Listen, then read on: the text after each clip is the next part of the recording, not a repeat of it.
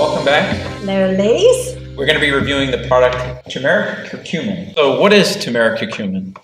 Well, it's derived from part of a plant called the rhizome, which is the root of a plant, similar to the ginger root.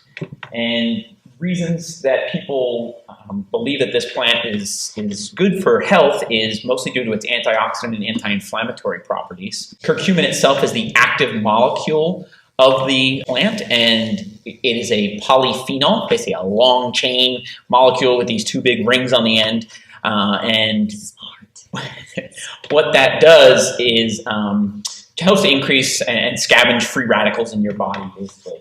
But the bioavailability of curcumin is not very good. Why is that? Well, basically, you don't absorb it very well when you eat it, and you metabolize it very quickly, and you eliminate it very fast. So that's not a good thing when you're looking to take these things for supplementation. No, because you're spending a lot of money to get something in you that That's you're putting right out. So what they tend to do is link it to a different product, and a really important thing is something called piperine, which actually comes from the black pepper. So a lot of times you'll see this product linked to piperine, which comes from black pepper and will help it increase its bioavailability to stick around in your body and help it have the effects that you want.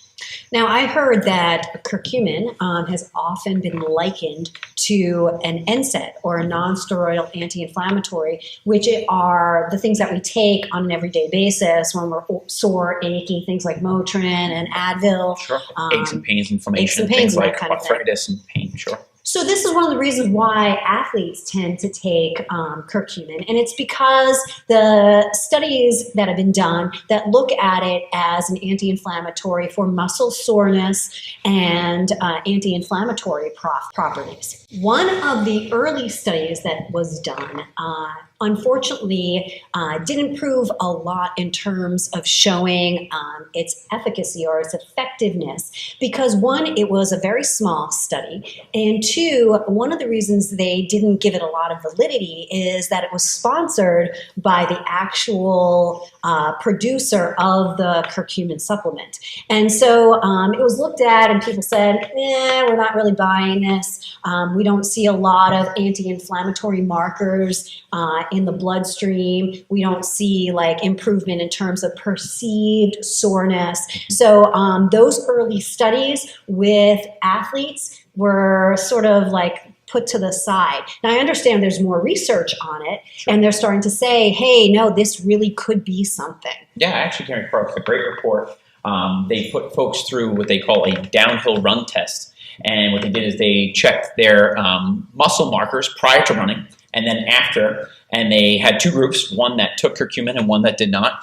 And in the folks who took curcumin, actually their increase in creatine kinase, which is basically a muscle breakdown product, was less. So they didn't have as much leakage of CK as those folks who did not take it. And they also did MRIs pre and post the downhill run. And the MRIs showed that the medial and posterior compartments of the thighs didn't show as much muscle injury in the folks who took the curcumin supplementation versus the folks who did not.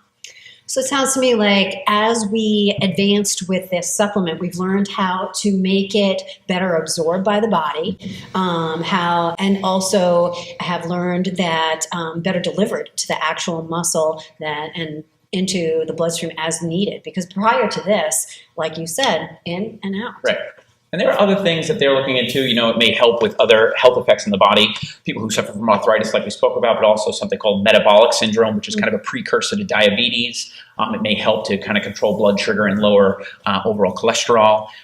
They've looked into it for things like interstitial cystitis and inflammatory bowel disease. So again, the antioxidant and anti-inflammatory properties of curcumin have a whole array of effects throughout the body and have been shown to be pretty good, pretty beneficial. Now, I understand also that there are some cautions. Correct. One of them is that it may or may not increase something called oxalate. And we know that oxalate has various effects on the body. One of them is that people with a predisposition for gallbladder disease can actually have some worsening of that, and potentially people with the predisposition for forming renal stones might end up forming, more kidney stones, which, that's probably not what Never fun in our line of work. No.